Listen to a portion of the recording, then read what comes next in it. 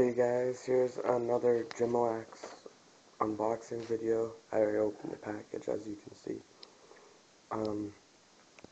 Here's the 108-inch shooters, 2 of each, white and black. Here there is 4 yellow shooters and 8 orange shooters. The yellows are 28-inch, the orange are 33. And here I got 3 10-yard segments, Michigan yellow, red, and orange.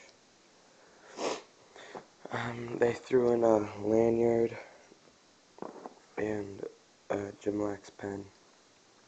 No stickers, which was surprising. But here's a 12 diamond goalie mesh, orange. And then here's the player mesh,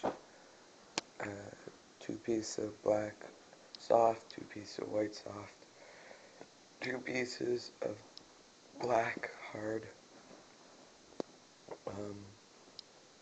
4 pieces of white semi-hard, and then 6 pieces of black hard, not black hard, white hard, my bad.